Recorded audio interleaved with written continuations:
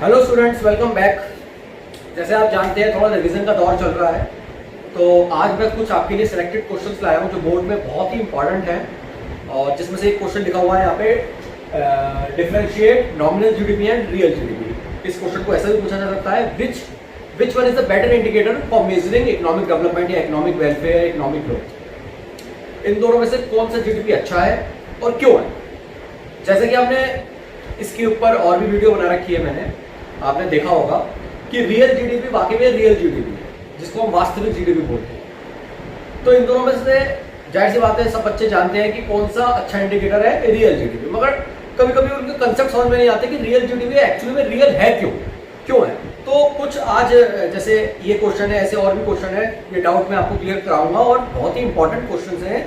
बस थोड़ा सा वीडियो देखते रहिएगा। स्टार्ट करते हैं nominal GDP and real GDP. सबसे पहले बेटा हमें जानना जरूरी है what is basically GDP. GDP होता क्या है।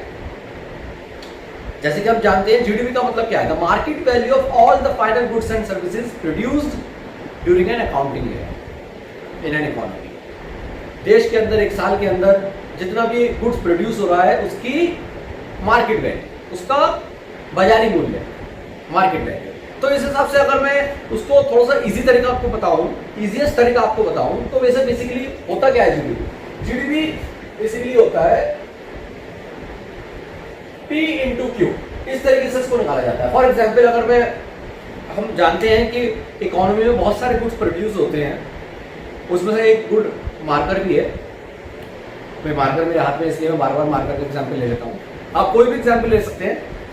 अगर मुझे इसका कंट्रीब्यूशन देखना है जीडीपी में कितना है, ऐसे अन्य बहुत सारी वस्तुएं हैं, बहुत सारी गुड्स हैं, सबको ऐसे ही ऐड करेंगे जैसे मैं इसको ऐड कर रहा हूं। हम देखेंगे एक साल के अंदर ये कितना प्रोड्यूस हो रहा है, कितना प्रोड्यूस हो रहा है। तो जितना वो प्रोड्यूस हो रहा है दैट इज क्वांटिटी।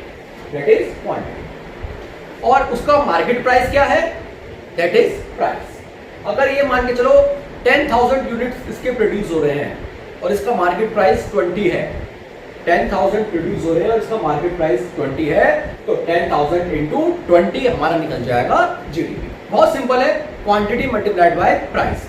मगर यहाँ पे थोड़ी समझने वाली बात यह है बेटा कि जो बाजारी मूल्य जो होता है, जो मार्केट प्राइस होता है, ये दो तरीके की होती है। हमने पहले भी जैसे पढ़ा है, स्टैट्स में भी हम पढ़ते हैं। एक होता है करंट ईयर प्राइस, एक होता है base year price. Current year price का मतलब क्या हो गया, जो वर्तमान साल में जो इसका प्राइस है, मतलब आज के साल में अगर मैं देखता हूँ फिलहाल 25 रुपए का है, तो इसका करंट ईयर प्राइस क्या हो गया 25।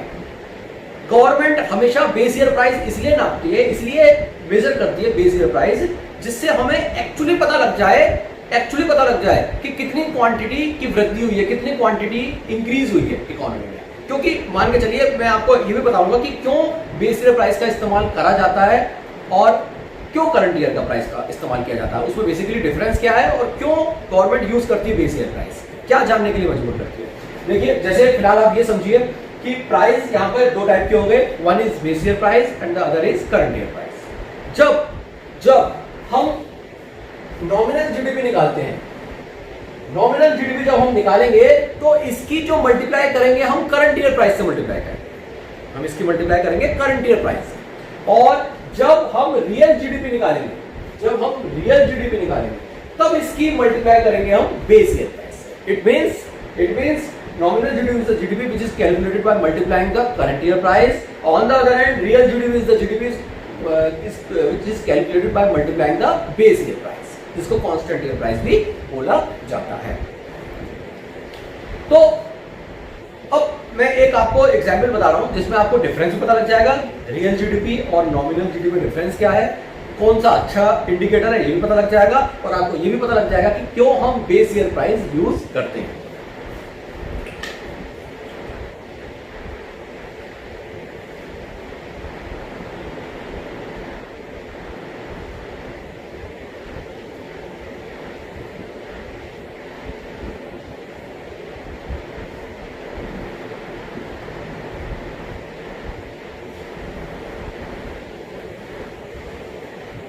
ये देखिए एक मैंने बॉक्स बनाया है यहाँ पे मैंने ईयर लिखा है, यहाँ पे मैंने क्वांटिटी लिखी है। फॉर एग्जाम्पल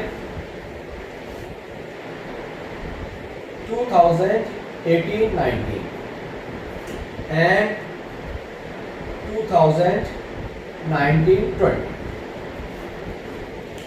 ये मैं 2 ईयर का कंपैरिजन कर रहा हूं जीडीपी का, आप देखिएगा जरा।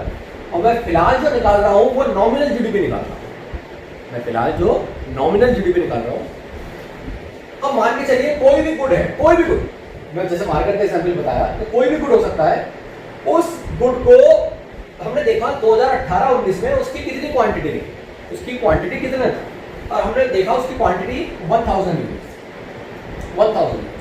और 2019-20 में किस तरीके से ऐसी मंदी आई, इस मार्कर का प्रोडक्शन कम हो गया, या इस मार्कर की सेल कम हो गई, जिसकी वजह से इसका प्रोडक्शन कम हो गया, और इसका प्रोडक्शन हो गया 800, इसका प्रोडक्शन 800।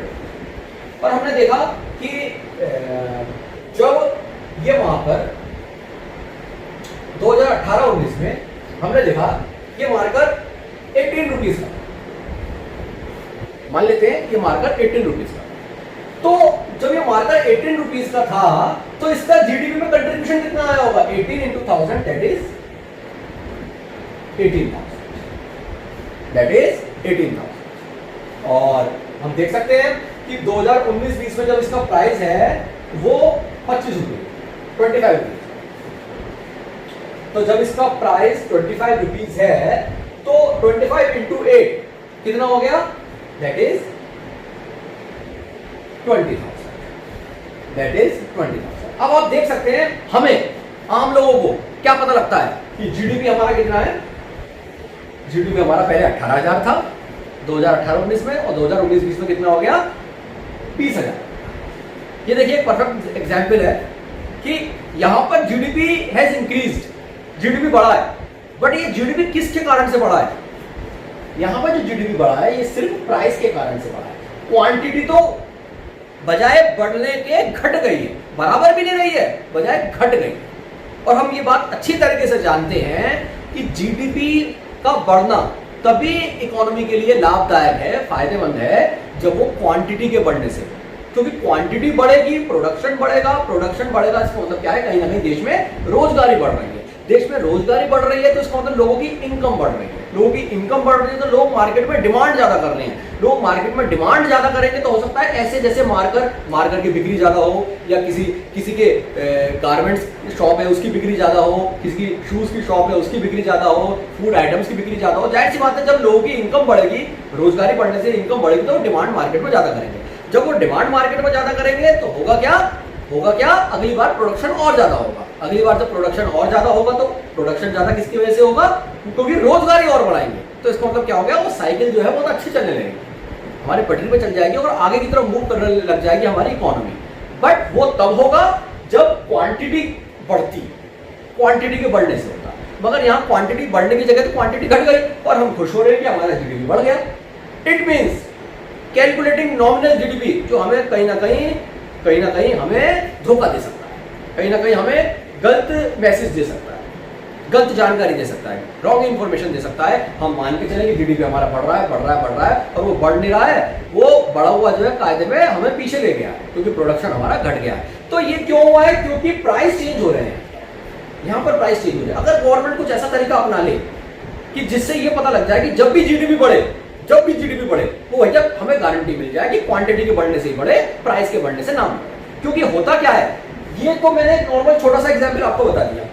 क्या कोई भी देश में एक्सरे करके देखता है कि जीडीपी किसकी वजह से बढ़ी है? एक आम जनता की बात बता रहा हूं मैं। तो ये तो हमें जो भी वहां सत्ता में बैठे हैं वो फूल बना सकते हैं, पागल बना सकते हैं हमें, सिंपल सी बात है। चाहे कोई भी सत्ता में बैठा हो, ये जो भी स्टैटिस्टिशियंस होते हैं वो हमें पागल बना सकते हैं, क्योंकि नॉर्मल आदमी को, आम आदमी को तो ये बात पता ही नहीं होती कि जीडीपी किसके कारण से बढ़ रहा है, प्राइस के कारण से बढ़ रहा है या क्वांटिटी के कारण से बढ़ रहा है। मगर अगर कुछ ऐसा फॉर्मूला अपना लिया जाए कि जिससे कोई हमें रॉन्ग इंफॉर्मेशन सप्लाई ना कर सके, कोई हमें बेवकूफी ना बना सके, तो ऐसा कितना अच्छा रहेगा। तो वो जो तरीका है वो तरीका है रियल जीडीपी का। रियल जीडीपी हमें ये आश्वासन दिलाती है कि जब भी हमारी जीडीपी बढ़ेगी वो सिर्फ और सिर्फ क्वांटिटी के बढ़ने से बढ़ेगी, प्राइस के बढ़ने से नहीं बढ़ेगी। क्यों?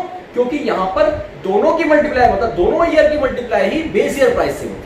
अब बेस ईयर प्राइस कुछ भी हो सकता है, 2014-15 भी हो सकता है, 2015-16 भी हो सकता है, 2016-17 भी हो सकता है, और 2017-18 भी, जो भी हो सकता है वो गवर्नमेंट अपने हिसाब से डिसाइड करती है। तो बस इसको हम देखते हैं, मान के चलिए कि यहाँ पे हम रियल जीडीपी का यही सेम एग्जांपल यहाँ पे रियल जीडीपी का हम लगाते हैं। ये देखिए कि यहाँ पर हमने लिख दिया ईयर, यहाँ पे हमने लिख दिया क्वांटिटी, यहाँ पे हमने लिख दिया प्राइस, यहाँ पे हमने लिख दिया जीडीपी। अब देखिएगा 2018-19, 2019-20, क्वांटिटी कितनी थी 1000 और 2019-20 में कितनी थी 800। मान के चलिए गवर्नमेंट ने जो बेस ईयर प्राइस है, बेस ईयर प्राइस वो 2018-19 में मान सकती है, 2017-18 में मान सकती है, 2016-17 में मान सकती है, कुछ भी मान सकती है। मान के चलिए गवर्नमेंट ने बेस ईयर प्राइस कौन सा मान लिया, 2014-15 का मान, 2014-15 का मान। और उस समय अगर हम देखें कि 2014-15 में फॉर एग्जाम्पल के रूप में मैं मान लेता हूं कि उस मार्कर के price 10 rupees, 10 rupees. It means 2014-15 में बेस ईयर माना है, उसमें हमें 2018-19 की मल्टीप्लाई भी 2014-15 के प्राइस से करनी पड़ेगी और 2019-20 की मल्टीप्लाई भी 2014-15 से। तो मैंने 2014-15 मान लिया क्योंकि पहले वाली वीडियो में मैंने जस्ट प्रीवियस ईयर माना था। तो मैं आपको ये बताना चाह रहा हूँ कुछ भी गवर्नमेंट मान सकती है, 5 साल का गैप ले सकती है, 6 साल का गैप ले सकती है। तो ये बेसिकली क्यों करा जा रहा है, ये इसलिए करा जा रहा है जो इसकी मल्टीप्लाई हो वो सेम अमाउंट से, चाहे it could be 10, it could be 12, it could be 15, it could be 18, it could be 20, कुछ भी हो सकता है, जिसकी वजह से हमें ये गारंटी मिल जाएगी कि जब भी जीडीपी चेंज होगा वो सिर्फ और सिर्फ क्वांटिटी के चेंज होने से होगा, प्राइस के चेंज होने से नहीं होगा। जैसे यहाँ पे दोनों की मल्टीप्लाई 10 से कर दी तो हमें पता लगा कि यहाँ पर आ गया 10,000 और यहाँ पे आ गया 8,000। It means the contribution of this marker to the GDP has reduced, वो घट गया, it has reduced from 10,000 to 8,000। तो हमें अब बिल्कुल वो मिल गया कि भाई जीडीपी हमारी घट गई। तो अब जब भी जीडीपी यहाँ बढ़ेगी वो प्राइस के बढ़ने से नहीं बढ़ेगी, क्योंकि प्राइस तो कांस्टेंट है, प्राइस वाली चीज तो हमने काट ही दी है, वो तो चेंज नहीं होने वाली है। तो इसका मतलब जब भी यहाँ जीडीपी बढ़ेगी वो किसकी वजह से बढ़ेगी, क्वांटिटी की वजह से। फॉर एग्जांपल 2019-20 में अगर प्रोडक्शन 1000 हुआ होता, 1000 हुआ, तो हमें ये पता लग गया होता कि भैया जीडीपी में कोई भी बदलाव नहीं हुआ है, ना ही घटा है, ना ही बढ़ा है, इट रिमेन्स कांस्टेंट। और अगर यहाँ पर 2019-20 में मान के चलो प्रोडक्शन बढ़ा हुआ होता, यहाँ पर 1000 की जगह 1200 होता, तब भी हमें पता लग जाता, क्योंकि यहाँ वैल्यू कितनी आती है, यहाँ वैल्यू आती है 12,000। हमें क्लियर हो जाता कि हमारा जीडीपी जो है वो बढ़ गया। और ये जो बड़ा है, हमें पूरी गारंटी है कि ये जो बड़ा है किसकी वजह से बढ़ा है, only because of the increase in quantity. That is the difference between real GDP and nominal GDP. और ये बताने की जरूरत तो है नहीं कि which one is better, no doubt real GDP is better. How you can prove by showing this example, बहुत ही ईजी है। और अब आपको शायद वो भी पता लग गया होगा गवर्नमेंट बेस ईयर का क्यों यूज करती है, इसलिए यूज करती है क्योंकि उसको यहाँ पर कांस्टेंट प्राइस रखते हैं। तो बेस ईयर कुछ भी हो सकता है, फिर मैं बार बार बता रहा हूँ, गवर्नमेंट अपने हिसाब से गणना करती है। अब आप देख सकते हैं दूसरा क्वेश्चन लिखा हुआ है, वो बहुत इंपॉर्टेंट क्वेश्चन है, ये भी बहुत बार पूछा जाता है कि GDP may not be an appropriate index of welfare of the people. हाँ, देखिए क्वेश्चन शुरू करने से पहले मैं आपको एक थोड़ी बात बताना चाह रहा हूं कि हमारी गवर्नमेंट के लिए, चाहे कोई भी देश की गवर्नमेंट हो, उसके लिए मेन उद्देश्य क्या है, ये प्रोडक्शन बढ़ाना, प्रोडक्शन बढ़ाकर इकोनॉमिक ग्रोथ पैदा करना, फिर इकोनॉमिक डेवलपमेंट पैदा करना। मेन गवर्नमेंट का उद्देश्य क्या है, गवर्नमेंट का मेन उद्देश्य है इकोनॉमिक वेलफेयर, सोशल वेलफेयर, समाज का उद्धार करना।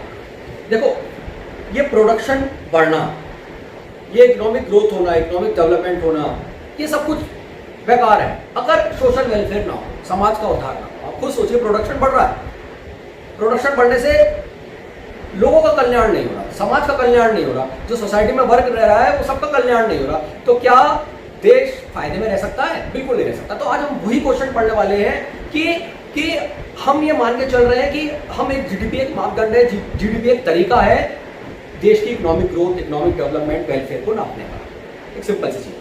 मगर इसको तब भी हम बेस्ट इंडिकेटर नहीं कहते। बेस्ट इंडिकेटर मतलब जितने भी हमारे पास अवेलेबल है उसमें से तो बेस्ट है, मगर हम कहते हैं कि इससे अच्छा कुछ हो नहीं सकता, कभी फ्यूचर में कभी इससे अच्छा कुछ हो नहीं सकता, ऐसा हम नहीं कह सकते। मीन्स ऐसी इकोनॉमिस्ट कोई ना कोई ऐसी चीज निकाल रहे हैं जो जीडीपी की कुछ बुराइयां हैं इकोनॉमिक वेलफेयर को मापने में, वो बुराइयां जो है वो दूर हो जाए। तो वो बुराइयां हैं क्या, मतलब हम जीडीपी को एप्रोप्रिएट इंडेक्स क्यों नहीं बोलते, इतना यूज करते हैं हम जीडीपी को क्यों नहीं बोलते। तो जीडीपी की कुछ खामियां हैं, वो हम पढ़ते हैं कि ऐसी कौन कौन सी खामियां हैं जो इकोनॉमिक वेलफेयर को मापने में वो अब भी कहीं ना कहीं मतलब पीछे रह जाती है।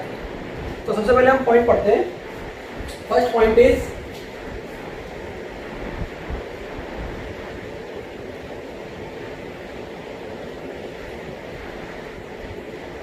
Distribution of GDP. First point is distribution of GDP. देखिए जीडीपी जैसा भी हमने बताया, जीडीपी क्या है, जीडीपी इज बेसिकली जब हमारे देश में प्रोडक्शन बढ़ता है, अगर हम रियल जीडीपी की बात कर रहे हैं, अब हम जीडीपी यहाँ पे क्या मतलब है, रियल जीडीपी का ही मतलब, तो वो कंफ्यूज मत होइएगा कि जब भी गवर्नमेंट यूज करती है वो GDP means real GDP use करती है। तो जब भी जीडीपी बढ़ रही है इसका मतलब हमें ये आश्वासन मिल गया कि वो क्वांटिटी बढ़ रही है, क्वांटिटी बढ़ रही है इसका मतलब कहीं ना कहीं प्रोडक्शन बढ़ रहा होगा, इनकम बढ़ रही होगी लोगों की। मगर हमें ये देखना है कि जो डिस्ट्रीब्यूशन है जीडीपी का, मतलब जीडीपी यहाँ पे मतलब हमने कर दिया जीडीपी मींस एक तरह की इनकम, जो डिस्ट्रीब्यूशन ऑफ इनकम जो है वो किस तरीके से हो रहा है। आप शुरू से पढ़ते आ रहे हैं, 10th क्लास से पढ़ते आ रहे हैं, गवर्नमेंट का सबसे बड़ा उद्देश्य क्या है, गवर्नमेंट का ऑब्जेक्टिव क्या है, कि जो हमारे देश में गरीबी और अमीरी में जो अंतर है, जो इनइक्वालिटी है, इनइक्वालिटी की चीज में इन इनकम एंड वेल्थ, वो क्या हो जाए, वो कम हो जाए। वो खत्म नहीं हो सकती, ऐसा नहीं हो सकता बिल्कुल खत्म हो जाए, मगर the gap between have and have not, inequality जो है वो क्या हो जाए, वो कम हो जाए। तो गवर्नमेंट का ये उद्देश्य है, तो गवर्नमेंट का जीडीपी का ये भी उद्देश्य है, जीडीपी बढ़नी चाहिए और हिसाब से बढ़नी चाहिए कि गरीबी और अमीरी के बीच में अंतर कम हो जाए। मान के चलिए जीडीपी बढ़ रही है, और जीडीपी जो बढ़ रही है वो जो उससे जो इनकम जनरेट हो रही है उससे अमीर लोग और अमीर हो रहे हैं और गरीब वहीं के वहीं है। तो इसका मतलब क्या है, जो गैप है वो बजाय घटने के वो और बढ़ गया, गैप क्या हो गया, वो बढ़ गया।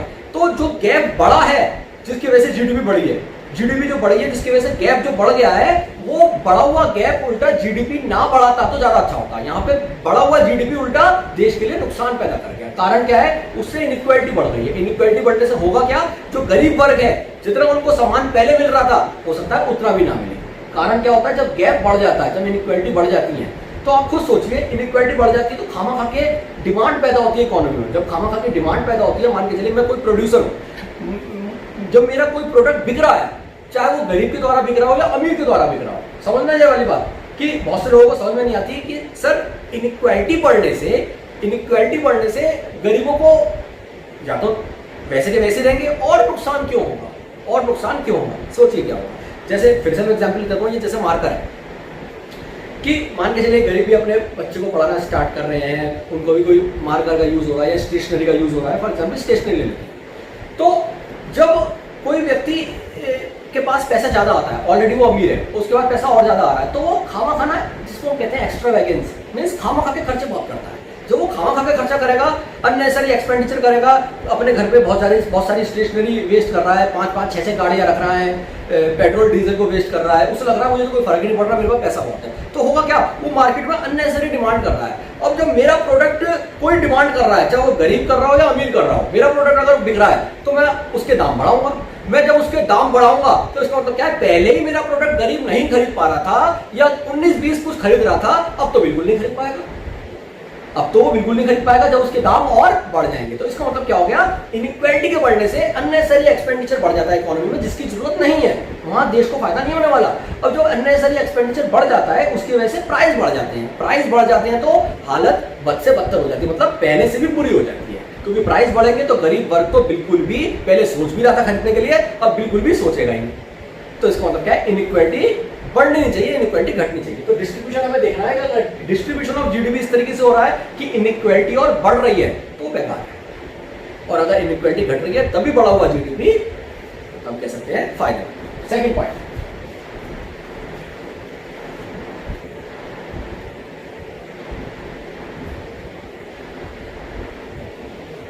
Composition of GDP. देखिए जैसे हम जानते हैं जीडीपी का मतलब क्या, प्रोडक्शन बढ़, प्रोडक्शन किस चीज का बढ़ रहा है, उसकी कॉम्पोजिट क्या है, किस चीज का प्रोडक्शन बढ़ रहा है। मार्कर का प्रोडक्शन बढ़ रहा है, बहुत अच्छा है। किसी क्लोथ का प्रोडक्शन बढ़ रहा है, बहुत अच्छा है। वीट का प्रोडक्शन बढ़ रहा है, बहुत ही अच्छा है। राइस का प्रोडक्शन बढ़ रहा है, बहुत ही अच्छा है, किसानों को फायदा हो रहा है। मगर अगर लिक्विड का प्रोडक्शन बढ़ रहा है, सिगरेट का प्रोडक्शन बढ़ रहा है, मतलब टोबैको या अल्कोहल में से कोई चीज इनका प्रोडक्शन बढ़ रहा है, तो ये बढ़ा हुआ प्रोडक्शन जीडीपी तो बढ़ाएगा, हो सकता है लोगों की इनकम भी बढ़ाए। मगर आप खुद सोचो, क्या ये वेलफेयर बढ़ाएगा? वेलफेयर में क्या आ गया? वेलफेयर में हेल्थ भी आ जाती है। तो ये बढ़ी हुई लिक्विड का प्रोडक्शन, बढ़ा हुआ टोबैको का प्रोडक्शन, ये लोगों की हेल्थ डाउन कर रहा है, ये लोगों की हेल्थ डाउन कर रहा है। जीडीपी तो बढ़ेगी इससे, मगर लोगों की हेल्थ डाउन होगी। तो अगर जीडीपी का कंपोजिशन कुछ इस तरीके से हो रहा है कि नॉर्मल चीजों से जीडीपी नहीं बढ़ रहा, लिक्विड से जीडीपी बढ़ रहा है, मान के चलिए अफीम से जीडीपी बढ़ रहा है, या कोई भी ऐसी चीजें हैं जो हेल्थ के लिए नुकसानदायक है, उनसे जीडीपी बढ़ रहा है, जो भी काउंट होती हो। तो अब बहुत सी चीजें ऐसी हैं जो अब आप खुद सोच लीजिए, लिक्विड शॉप्स होती हैं, अलाउड है बेचना।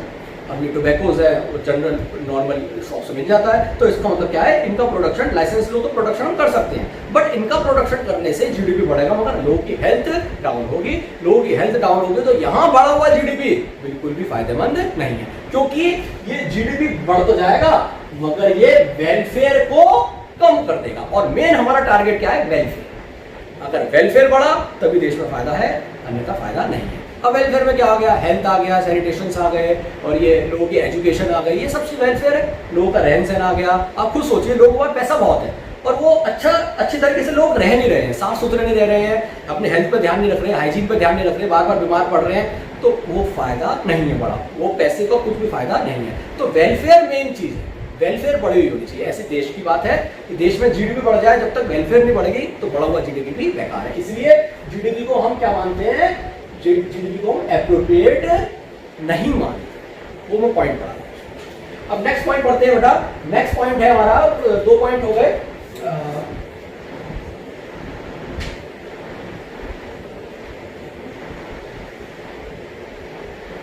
Non monetary exchanges.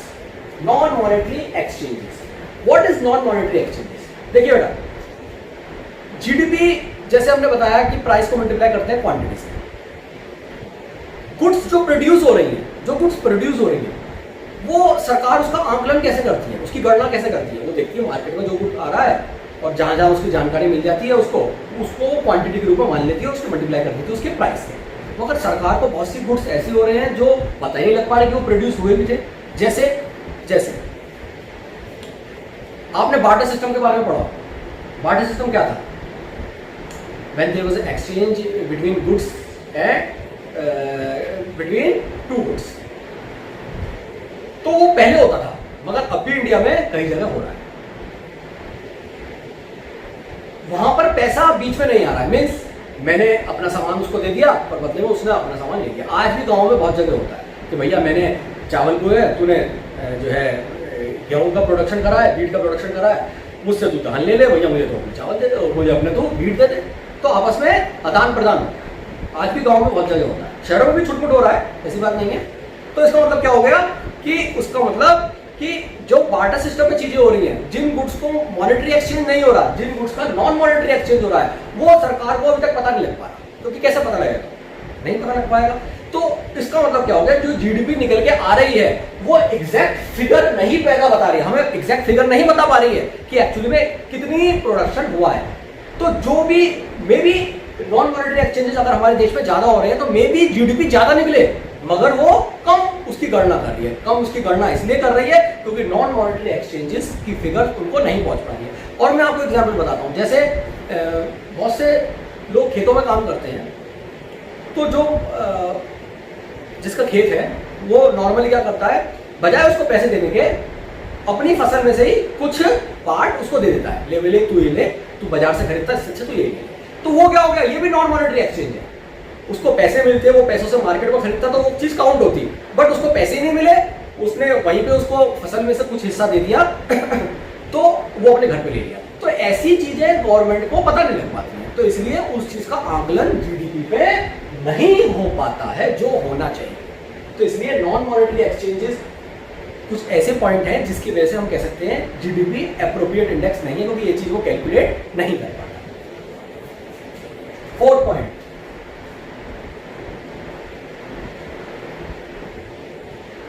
Externalities. 4 point बहुत इंपॉर्टेंट है, एक्सटर्नलिटीज। एक्सटर्नलिटी होता क्या है? एक्सटर्नलिटी होता है बेटा, जैसे किसी भी चीज, कोई भी व्यक्ति कोई एक्टिविटी कर रहा है, उस एक्टिविटी से, इकोनॉमिक एक्टिविटी कर रहा है, उस एक्टिविटी से मुझे फायदा भी हो सकता है, नुकसान भी हो सकता है। फायदा भी हो सकता है और नुकसान भी हो सकता है, मगर फायदे के लिए मैं उसको कुछ पे नहीं कर रहा हूं और नुकसान के लिए मैं उसको पेनल्टी नहीं दे रहा हूं। सिंपल सी बात है कि ना नुकसान के लिए ना मुझे कोई पेनल्टी दे रहा है और फायदे के लिए मैं उसको पे नहीं कर रहा हूं, फ्री में हो रही है। मीन्स जैसे फॉर एग्जाम्पल आप ढंग से समझेंगे कि एक्सटर्नलिटी बेसिकली होती है 2 टाइप की। One is negative externality and the second is positive externality. Negative externality क्या है? मान के चलिए मेरा कोई इंडस्ट्री एरिया के आसपास घर है और वहां से इंडस्ट्री से बहुत ही गंदे गंदे धुएं निकलते हैं, स्मोक होता है, जिसकी वजह से मैं ढंग से इनहेल नहीं कर पा रहा, मैं ब्रीथ नहीं कर पा रहा, मैं सांस ढंग से नहीं ले पा रहा और मैं बीमार बार बार पड़ रहा हूँ, मेरे सिर में दर्द हो रहा है। इसका मतलब क्या हो गया कि मैं वहां पे रह रहा हूँ, कोई पेनल्टी पे भी नहीं कर रहा और मेरी हेल्थ धीरे धीरे डाउन हो रही है। मेरी हेल्थ डाउन हो रही है तो इसका मतलब क्या हो गया, जो इंडस्ट्री स्मोक छोड़ रही है वो प्रोडक्शन तो कर रही है, उसकी वजह से जीडीपी तो बढ़ रहा है, मगर वो लोगों का हेल्थ नुकसान कर रही है। जब लोगों का हेल्थ को नुकसान कर रही है तो क्या वो हेल्थ को जो नुकसान कर रही है, क्या वो जीडीपी में उसको काउंट होता है? क्या वो माइनस होता है? वो बिल्कुल माइनस। तो इसका मतलब क्या हो गया, जीडीपी सिर्फ जीडीपी कैलकुलेट कर रही है, वेलफेयर ढंग से कैलकुलेट नहीं कर पा रही है। वो ये नहीं कर पा रही कि लोगों को उससे फायदा हो रहा है या लोगों को उसका नुकसान हो रहा है। अब जैसे मान के चलिए कि मेरा कहीं पे घर है या हमारी कॉलोनी है, हमारा शॉप है, उसके बराबर में कोई एक बड़ा सा नाला है जो साफ भी नहीं हो रहा है, वहाँ मच्छर बहुत ज़्यादा होते हैं। तो मच्छर जब वहाँ पे हो रहे हैं, बहुत ज़्यादा सफाई भी नहीं हो पा रही है, तो मुझे भाई हो सकता है वहाँ आसपास मलेरिया का खतरा बहुत ज़्यादा हो या और भी बीमारी फैलने का खतरा बहुत ज़्यादा हो। तो इसका मतलब वो वेलफेयर क्या कम हो रही है? नहीं। तो इसका मतलब क्या है, जीडीपी सिर्फ जीडीपी कैलकुलेट कर रहा है, वो वेलफेयर में ज़्यादा ध्यान नहीं दे रहा। तो इसलिए इसको आंसर लिखा गया है कि GDP may not B appropriate index of measuring welfare of the people. I hope आपको समझ में आया होगा कि externality that is negative externality और पॉजिटिव एक्सटर्नलिटी क्या है। मान के चलिए जहां पे मैं रह रहा हूं उसके बराबर में ही कोई व्यक्ति है, उसका बाग है, वो कोई आम के बाग है या और किसी चीज के बाग है या बगीचा है। तो जब मैं सुबह सुबह उठता हूं तो मुझे बड़ी बहुत मधुर सी आवाज आती है, चिड़ियाओं की आवाजें आती हैं और मैं वहाँ पे जाके योगा भी करता हूँ, मेडिटेशन भी करता हूँ, जिसकी वजह से मेरी हेल्थ अच्छी हो रही है। और मैं सुबह उठता हूँ तो आसपास देखता हूँ बहुत ग्रीनरी है, तो एक रॉयल फीलिंग होती है, एक बहुत अच्छी सी फीलिंग होती है। वो फीलिंग के लिए मैं पे नहीं कर रहा हूँ, उस फीलिंग के लिए मैं पे नहीं कर रहा और वो मेरी वेलफेयर बढ़ा रही है, क्योंकि यहाँ पर पैसे नहीं आए हैं। मतलब जब मैं गंदगी में रह रहा था वहां कोई पेनल्टी पे नहीं कर रहा, इसलिए कोई पैसों का भुगतान नहीं हुआ है। यहाँ मैं अच्छी जगह रह रहा हूँ तो यहाँ मैं पे नहीं कर रहा हूँ। तो इसका मतलब क्या होगा, जहां पे मैं पे नहीं कर रहा हूँ तो वो मगर मेरी वेलफेयर बढ़ा रहा है, वो मेरी वेलफेयर बढ़ा, तो क्या वो जीडीपी, क्योंकि पैसों में लेन देन नहीं हुआ तो वो जीडीपी में तो कैलकुलेट नहीं होगा। तो इसका मतलब मेरी वेलफेयर तो बढ़ रही है बट जीडीपी उसको नजरअंदाज कर रहा है। तो इट मीन्स जीडीपी सिर्फ जीडीपी कैलकुलेट कर रहा है, वेलफेयर में ज्यादा ध्यान नहीं दे पा रहा है। तो इसलिए क्वेश्चन है, इसमें 4 इंपॉर्टेंट पॉइंट्स हमने लिखे हुए हैं। GDP may not be an appropriate index of welfare of the people. How? These are the 4 points मैंने आपको बताया है। ये नोट्स आपके पास सबके पास हैं, जिनके पास नहीं हो पहुंच जाएंगे। बहुत ही सिंपल सी चीज है, आप समझ के एक बार भी पढ़ेंगे तो आपको रटने की जरूरत भी नहीं पड़ेगी, आपको तुरंत अपने आप ऑटोमेटिकली याद भी हो जाएगा, अपने वर्ड्स में लिख भी पाएंगे। आई होप सारे पॉइंट्स आपको क्लियर हो गए होंगे। कोई भी डाउट हो आप मैसेज कर सकते हैं और डायरेक्ट मुझे व्हाट्सअप भी कर सकते हैं, आप जानते हैं। और जल्दी से अब मैं आपको एक क्वेश्चन और इम्पोर्टेंट बताता हूँ, वेट कीजिएगा। लास्ट क्वेश्चन है बेटा, जैसे आप देख सकते हैं बहुत ही इंपॉर्टेंट क्वेश्चन है, कई बार पूछा जाता है बोर्ड एग्जाम में। What is double counting? Double counting होता क्या है and what are the methods to avoid it? भाई इसके कौन कौन से मेथड्स हैं? हम जानते हैं जब नेशनल इनकम हम कैलकुलेट करते हैं यूजिंग वैल्यू एडेड मेथड या प्रोडक्शन मेथड, तो बहुत बार प्रॉब्लम आती है डबल काउंटिंग की। ये हमारे के साथ ही नहीं आती है भाई, जो स्टैटिस्टिशियंस बैठे हुए हैं उनके साथ भी प्रॉब्लम आती है जब नेशनल इनकम को कैलकुलेट करते हैं। तो what is basically double counting? Double counting होता क्या है? जैसे हम जानते हैं जब कोई भी आइटम, कोई भी प्रोडक्शन हो रहा है किसी भी चीज़ का, वो जब एक साल के अंदर जब हम उसकी वैल्यू काउंट करते हैं तो वो एक बार काउंट करनी चाहिए। हम भी जानते हैं, आप भी जानते हैं, बहुत ही नॉर्मल चीज़ है कि उसकी value should be counted once. But if the value of any good and services is counted more than once, अगर उसकी वैल्यू एक से ज़्यादा बार काउंट हो जाती है, एक से ज़्यादा बार मतलब 2, 3, 4, 5, 6 कुछ भी हो, उसको बोलते हैं डबल काउंटिंग ही है। और ऐसा हो जाता है, कभी कभी गलती हो जाती है। तो वो डबल काउंटिंग हमें जो है मतलब उसको सही करना है, उसको ऐसा तरीका अपनाना है जिससे डबल काउंटिंग ना हो। बस वही क्वेश्चन हम पढ़ेंगे कि what is basically double counting and what are the methods to avoid double counting. जैसे मैं आपको एक एग्जांपल बताता हूँ। जैसे आपने यहाँ एग्जांपल देखा हुआ है कि मान के चलिए, एग्जांपल मैंने आपको पहले ही बताया था कि शुगर केन प्रोड्यूस हो रही है। शुगर केन जब प्रोड्यूस हो रही है तो शुगर केन जब प्रोड्यूस हो रही है हमारी, और वो किसी शुगर मिल वाले ने उसको चीनी बनाना है उसको, तो वो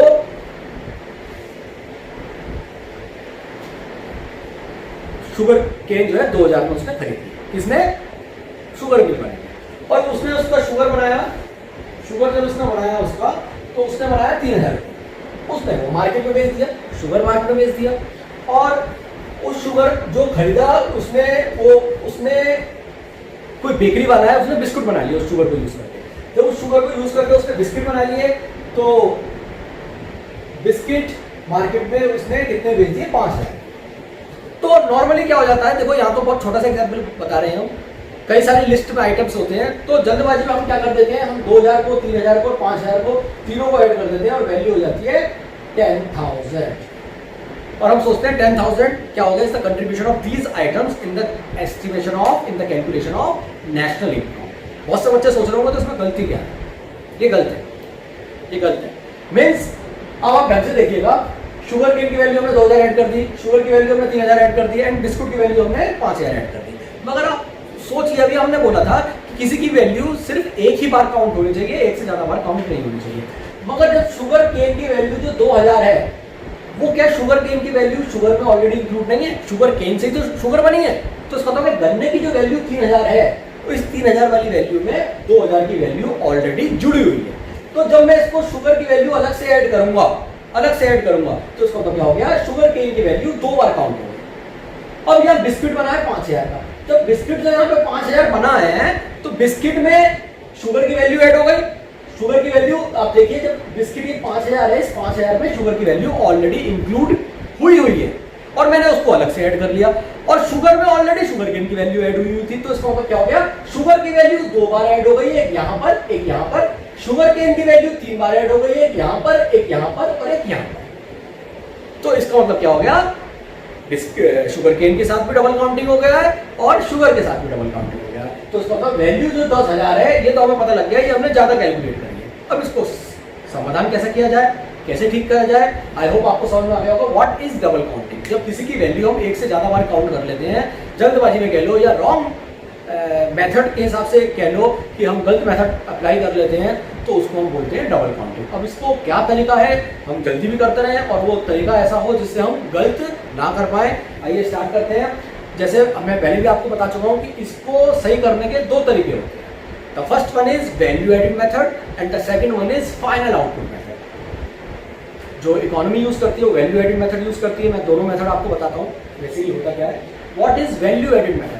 जैसे कि हम प्रोडक्शन मेथड से क्वेश्चन करते आ रहे हैं, हम जानते हैं प्रोडक्शन मेथड होता क्या है, जिसका दूसरा नाम होता है वैल्यू एडिंग मेथड। तो यही मेथड होता है हम जो यूज करते हैं। हम करते हैं, हमें जानकारी नहीं है, अब हमें पता लग जाएगा कि हम एग्जैक्टली वही मेथड यूज कर रहे हैं। तो वैल्यू एडिड मेथड जैसे हम जानते हैं कि क्या होता है। वैल्यू एडिड मेथड मतलब प्रोडक्शन मेथड। उसको सबसे पहले हम क्या निकालते हैं? GDP at MP. GDP at MP हम कैसे निकालते हैं? Value of output minus value of intermediate consumption. वो जो जीडीपी एट एमपी है, ये जो जीडीपी एट एमपी है, हम कैसे निकालते हैं? Value of output minus value of intermediate consumption. तो ये value of output minus value of intermediate consumption करके जो जीडीपी एट एमपी निकला, ये है क्या? ये वैल्यू एडिड तो है, वैल्यू एडिड तो है, जिसको हम, आपको याद होगा कई बार हम लिखते भी है gross value added. Gross value added, अब आपको याद आ गया होगा ग्रॉस वैल्यू एडेड, तो यहाँ पे ग्रॉस ने लगाया तो वैल्यू एडेड कह दिया। तो ग्रॉस वैल्यू एडेड होता क्या है, वो बेसिकली जीडीपी एंड एमपी होता है। तो बस ये वाला मेथड हम अपनाएंगे हर स्टेप में। यहाँ पे हम देख सकते हैं 3 स्टेप है, ये मैंने टेबल यहाँ बना रखा है। हर स्टेप में हम वैल्यू एडेड निकालेंगे। यहाँ देखिए वैल्यू एडेड निकालेंगे, कैसे निकालेंगे। सबसे पहले शुगर केन प्रोड्यूस हुआ, शुगर केन की वैल्यू ऑफ आउटपुट, मतलब मार्केट में कितने की इसकी वैल्यू ऑफ आउटपुट थी, दैट इज 2000। और इसकी वैल्यू ऑफ इंटरमीडिएट कंजप्शन, इसको बनाने में क्या खर्चा आया, हमने हालांकि कुछ ना कुछ खर्चा तो आया होगा, मगर हमने इस एग्जाम्पल में कुछ नहीं माना। तो हमने कुछ नहीं माना तो क्योंकि हमें तरीका पता करना है कि किस तरीके से इसको क्वेश्चन सॉल्व करना है, तो हमने यहाँ पे 0 मान लिया कि मान लेते हैं अपने एग्जाम्पल के हिसाब से उसको कुछ भी खर्चा नहीं आया। तो 2000 माइनस 0 कितना हो गया, वैल्यू एडेड कितना आ गया, 2000। It means the contribution of sugar cane to GDP या to national income is what, is worth rupees 2000। जो हमने कैसे निकाला, शुगर केन के वैल्यू ऑफ आउटपुट में से शुगर केन के वैल्यू ऑफ इंटरमीडिएट कंजप्शन में माइनस करना, वैल्यू ऑफ आउटपुट में से value of intermediate consumption minus करना। यहाँ पे इंटरमीडिएट कंजप्शन मैंने कुछ नहीं मान रखा, मान भी सकते हैं, कोई दिक्कत वाली बात नहीं है, मानेंगे तो वैल्यू थोड़ी चेंज हो जाएगी। तो ये हो गया हमारा पहले स्टेप में वैल्यू एडेड, जो कितना निकला है 2000। तो वैल्यू एडेड मेथड बेसिकली क्या है, हर स्टेप में उसका हिसाब वहीं खत्म कर देना। अब शुगर केन को हम नीचे लेके नहीं जाएंगे, इसका मतलब क्या हो गया, अब आप देखेंगे शुगर है यहाँ पर, या शुगर केन की वैल्यू एड नहीं होगी, कैसे नहीं होगी, क्योंकि शुगर की वैल्यू ऑफ आउटपुट क्या है, 3000। हम देख सकते हैं शुगर की वैल्यू ऑफ आउटपुट कितनी थी, 3000। और इसका इंटरमीडिएट कंजप्शन कितना था, इसका इंटरमीडिएट कंजप्शन था 2000, क्योंकि शुगर केन को यूज करके ही तो हमने शुगर बनाया है, तो इसका इंटरमीडिएट कंजप्शन था 2000। तो 3000 में से 2000 माइनस करा, कितना हो गया 1000। ये कितना सिंपल है। It means the contribution of sugar to GDP या to national income is what, is worth rupees 1000।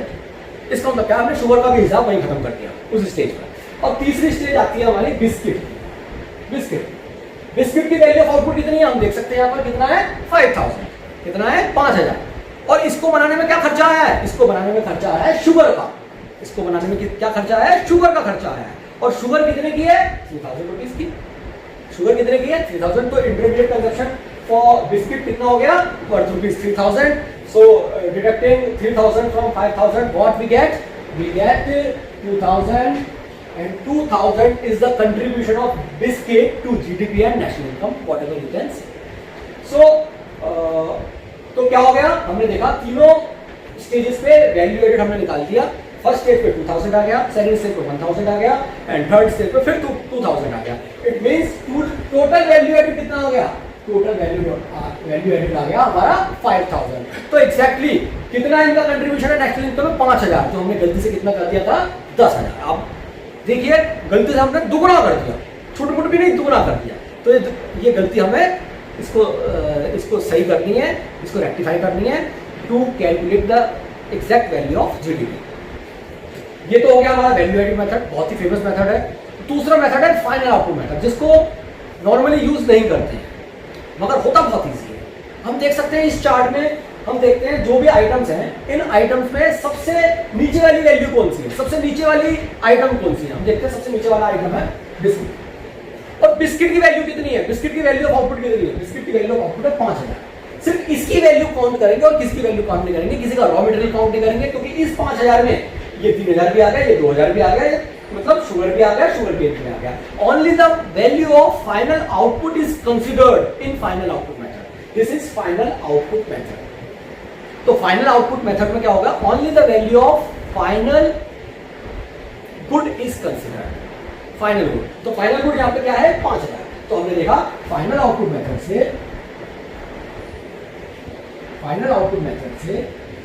Final good की वैल्यू क्या है,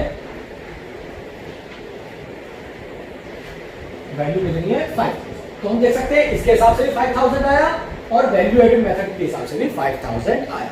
बहुत से बच्चों को थोड़ा डाउट होगा कि सर एक बार बताइए, जब इतना इजी मेथड है तो हम ये वाला मेथड क्यों इस्तेमाल करते हैं। तो ये मैंने लास्ट आपको वीडियो में भी समझाया था बहुत अच्छी तरीके से। वीडियो थोड़ी सी लंबी हो रही है, आप मुझे डायरेक्टली इसको कम्यूट कर सकते हैं अगर कोई प्रॉब्लम होती है। मैं तब भी थोड़ी सी समझाने की कोशिश करता हूँ कि फाइनल आउटपुट मेथड इसलिए यूज नहीं होता है क्योंकि मान के चलिए, यहाँ तो मैंने डायरेक्ट सिंपल सा एक एग्जाम्पल ले लिया है। ऐसा भी तो हो सकता है कुछ शुगर जो है हम फाइनल गुड की तरह इस्तेमाल करने। मान के चलिए 2000 की वैल्यू जो शुगर मिल वाले ने जो है वो खरीदी थी और उसने 2000 की 2000 शुगर केन की वैल्यू यूज नहीं करी है शुगर बनाने के लिए, उसने 1500 की वैल्यू यूज करी है। 500 के गन्ने उसने वैसे बेच दिए या 500 गन्ने उसने रिश्तेदारों को बेच दिए खाने पीने के लिए, लोगों मौज लो। तो इसका मतलब क्या हो गया, वैल्यू यहाँ पे क्या आ जाएगी 15,000।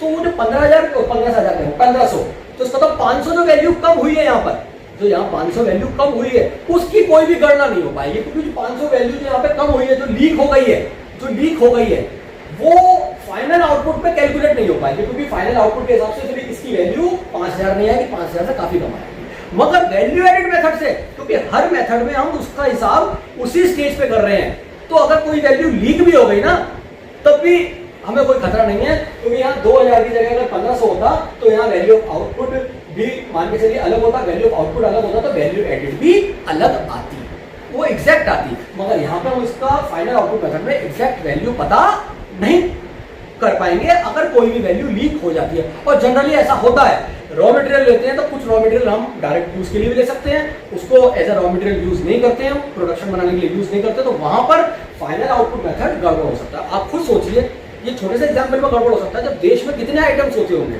तो अगर वहां पे हम फाइनल आउटपुट मेथड यूज करेंगे तो वैल्यू एग्जैक्ट नहीं आ पाएगी। एक तो जीडीपी में ऑलरेडी इतनी खामियां है, और हम एक फाइनल आउटपुट मेथड लेकर और उसमें 3-4 खामियां और डाल दें तो उसका कोई फायदा भी नहीं।